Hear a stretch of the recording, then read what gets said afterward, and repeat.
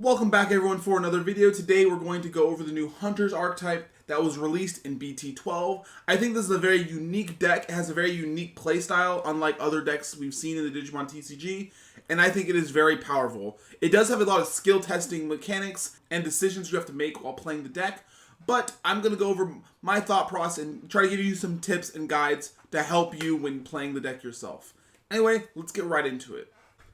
This deck is incredibly budget, so I expect a lot of players to pick this deck up, and hopefully this guide helps give those players a little bit of edge and understanding on the inner workings of the deck and how to properly pilot the deck.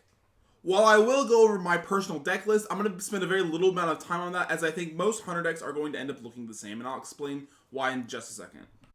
So to get you guys started, here is a sample Hunter deck. This is my current build of Hunters. I took this build to two different events. There was a 30-man case tournament where I basically just replaced Ostamon with a third Omni Shaman, and I was able to place and win a box the case tournament. I did not go undefeated. That was to a Beelzemon player who played excellently and got first place, but it was very strong in that event. And then at another event, we had a 14-man locals, was able to go first place with the Ostamon in play. Able to turbo the Quartzmon out is very effective in certain matchups. I placed two more tech cards at the end of this build, but those can be easily replaced with anything of your choice that you feel is comfortable in the deck. So as I'll say, the deck sort of builds itself. A lot of the stuff is just kind of mandatory in the deck. And while there are two different lines of Hunter decks, one line is clearly better than the other. One line, the yellow, purple, green line, gains DP and minuses opponent's DP, while the other line, the red, black, and purple one, draws you cards, gains you memory, and has your memory tamer. So it's far and away better than the other line, and your level 4s can play the line for free, so it feels awkward to want to fit the other cards into the good cards because you can't play them for free with your special Digimon. On top of that, you're always going to be playing 4 of this egg. This is the egg that on deletion lets you draw a card. You are trying to swing in and get a lot of chip damage with this deck and throw your rookies away and champions away to get save. So you need to be triggering that draw. Make sure to trigger this inheritable before you save because of how purple rulings work. As for rookies, you want to play about 12 to 14, but you're always going to be playing 4 of each of the purple ones because they let you draw through your deck. Oops. And the draw inheritable is the most important keyword in the game. Using their actual effects is useful, but you have to be playing the draw inheritable. That's the most important keyword in the entire deck. And then to fill out your rookies, there's not really many good options. There is a 2-drop vanilla that has saving effects, which could be useful. But other than that, you really want to play either of these. These are the ones that actually do something. This gives minus DP to things. This one can give you plus DP, but also lets you fix bad hands that have too many tamers by shuffling back to your deck and drawing cards. And so I recommend playing at least 2 of this. I'm playing a little bit more in my build. For level 4s, you always want to be playing 4 of this card. This is one of your win conditions, and it has the draw inheritable. And you want to be playing 4 of this card. It lets you play the tamers for free. 2 or 3 of this card. It lets you search your deck and then give your stack jamming. 3 of this card. It gives you blocker. And also sometimes hits tamers for free. Some builds only play 3. I'm currently playing 4. But because of its inconsistencies, you can try to swap in some other tech choices in that slot. Maybe another Clockmon. Maybe the Tuaramon that gives you Digivolve. But you always want to play around 14, 15 level 4s. Level 5s, you want to play a minimum of 5. I'm playing about 7. But 4 of them are always going to be the Arrestermon Superior mode. This is the boss monster of the deck. Lets you have crazy removal while also getting some double swings. And then you can fill out your slots with stuff like Shoutmon and some other stuff we will go over in a bit.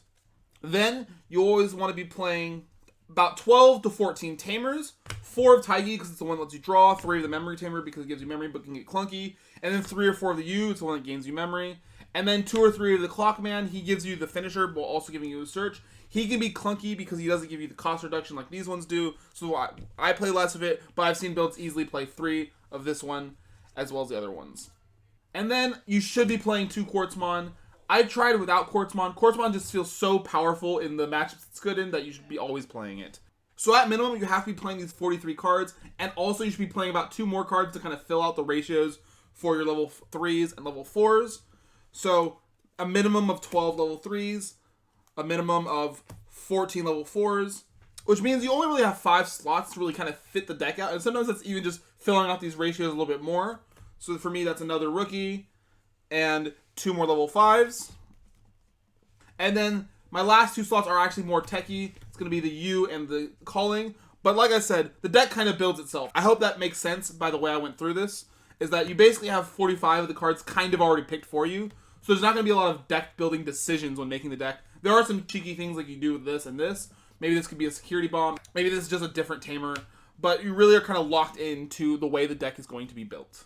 There's also a bunch of different level 5 choices, but right now I'm playing really basic. But there's stuff like Ostamon and some other stuff that you fit in here as well. So one of the big things that you're going for when you're playing this deck is to have one of each color tamer plus one tamer. The reason it's that is this gives you enough memory to essentially go into an Arrestramon Superior mode with nothing on board at the start of your turn. We'll go over what that combo looks like right now. So going over a combo of having every tamer plus one, we can start our turn after promoting our rookie out, depending on if we have a rookie or not. However, this play allows us to basically go for 4 checks without having to have anything on the board except for our tamers. We have to activate all of our start of turn effects, placing some amount of resources into each one. Taiki will draw us an additional card. This Taiki will draw us an additional card.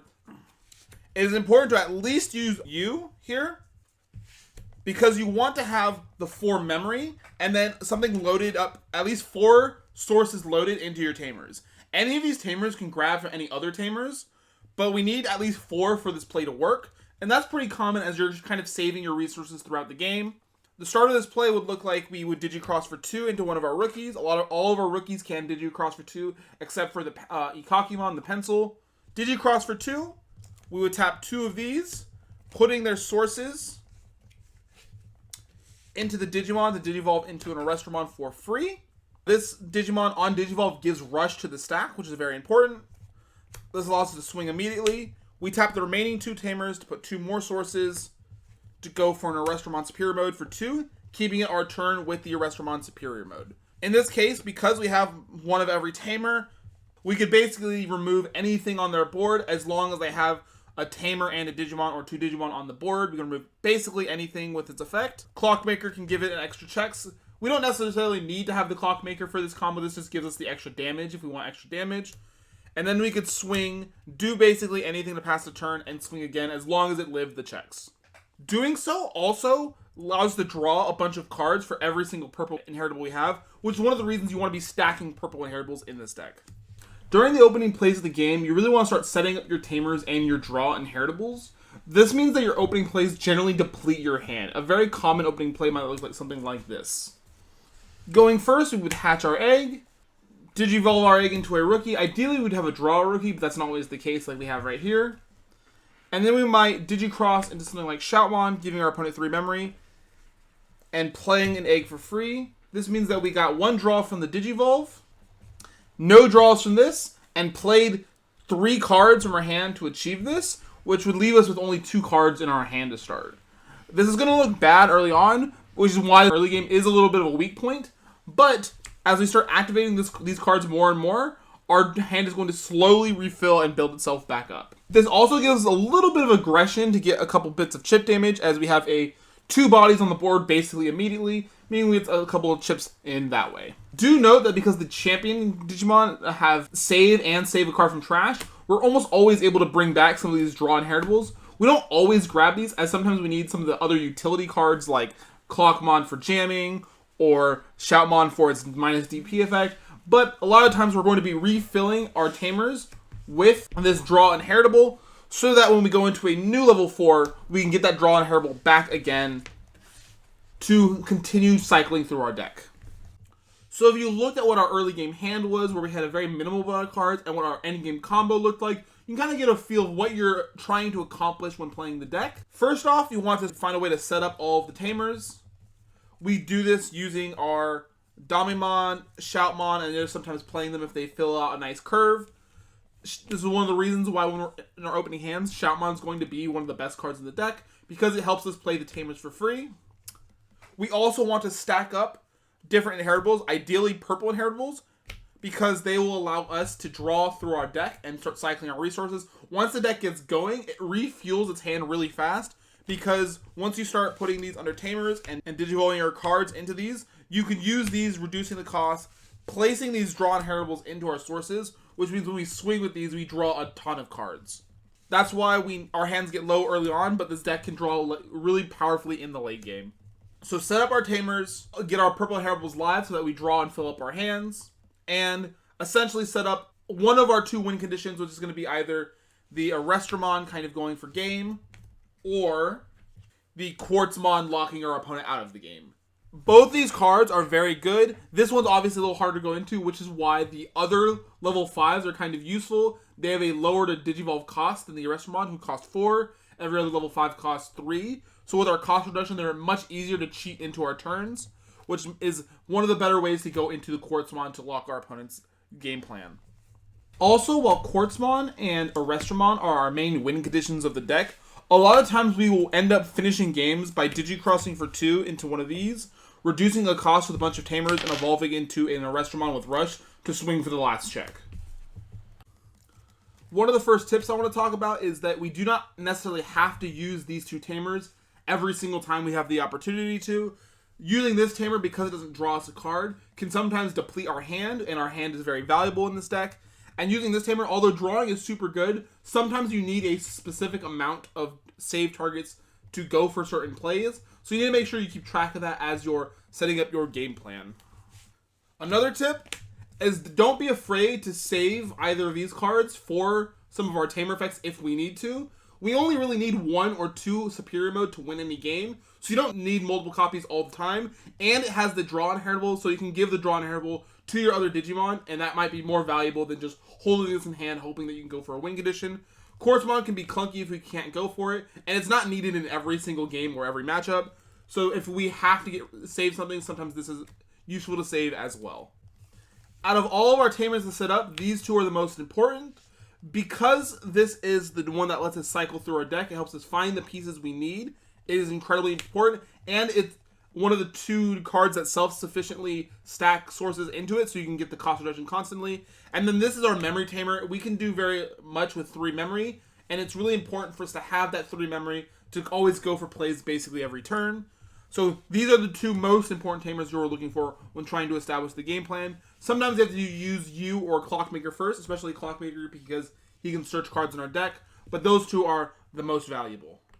A quick tip about this card, although it is RNG, it searches the top 3 cards for a Tamer. Sometimes you have to look at your hand. If you don't have a lot of Tamers in it, maybe it's best to go for this because your chances of seeing a Tamer when there are none in your hand is a little higher than it would be otherwise. And even if this whiffs and you need Tamers, it helps you dig and get closer to the Tamers you are looking for anyway, so it's still good to go for. As a rule of thumb for the deck, all of the level 3s singular save, all the level 4s save themselves and then 1 card from your trash, and all of the level 5s do not save at all. So in terms of managing your resources, you have to know, do I need to wait till I can save 2? Can I save 1? Or do I have enough resources built up where I can just go for my plays that help remove the opponent's board? The biggest skill this deck is going to test every stage of the game is how well you can manage your resources, and hopefully some of the tips I gave you in this video can help you understand what you are looking for when trying to accomplish that goal. Anyway, that's going to be it for today's video. I hope you guys enjoyed. I hope you guys learned something. If you like it, make sure to do the YouTube thing down below, and I will catch you guys in the next one. Peace out.